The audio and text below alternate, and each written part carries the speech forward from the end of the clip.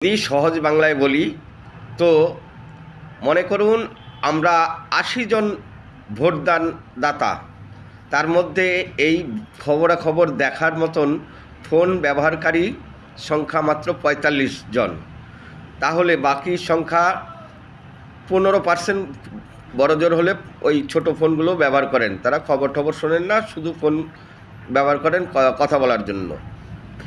এবার আমার কথা ময়ূররঞ্জন ঘোষ মহাশয়ের উপলক্ষে আপনি একটা কথা বলেছেন, কথাটা বাংলায় বলেছেন কিন্তু ইংরাজি মিনিং, সেটা হলো ন্যাশনাল সিকিউরিটি লড়াই। ন্যাশনাল সিকিউরিটি লড়াই কথাটা কতজন ব্যক্তি বুঝতে পারবে জানেন? মাত্র ১৫ জন।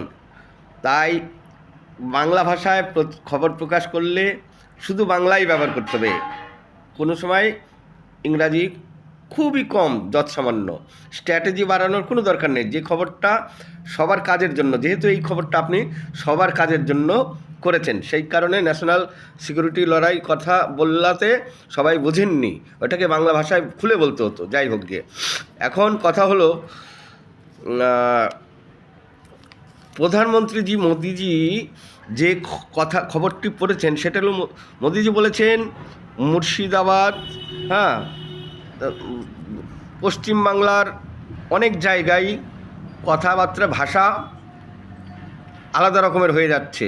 পশ্চিমবঙ্গের থেকে অন্যান্য রাজ্যের বিষয়ে অনেক খারাপ ভালো মন্দ অনেক রকমের কথা বলে থেকে থাকেন। এইগুলো ভাষার কারণে, হ্যাঁ, ও কথা ভুল রং বোঝাবুঝি এরকম হচ্ছে। আর ঘুষপেটিয়া বসবাস বেড়ে গেছে বেশ কিছু রাজ্যে, দুটো মোটামুটি মুর্শিদাবাদ আর মালদাতে বেশি। এরা বেড়ে যাওয়ার কারণে মুর্শিদাবাদের গণ্ডগোলের সংখ্যা এবং মালদায় গণ্ডগোলের সংখ্যা বেড়ে যাচ্ছে। একটাই কারণ, এইগুলোকে অনেক জায়গায় দাঙ্গায় পরিণত হচ্ছে, হ্যাঁ। আর এইগুলোকে বন্ধ করতে হলে ভাষাকে কোনোভাবেই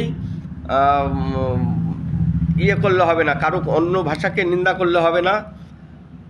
ভারতবর্ষে বসবাসকারী এবং ভারতীয় নাগরিক তারা একে অপরের ভাষাকে নিন্দা করলে হবে না। আর ঘুষপিটিও যারা বাইরের দেশ থেকে এসে রোহিঙ্গা মুসলিম, তাদেরকে কোনোভাবেই এখানকার নাগরিকত্ব দেওয়ার দিকে ধ্যান করলে হবে না। এই দিকে ধ্যান দিতে হবে সব পক্ষকেই, টিএমসি সরকারকেও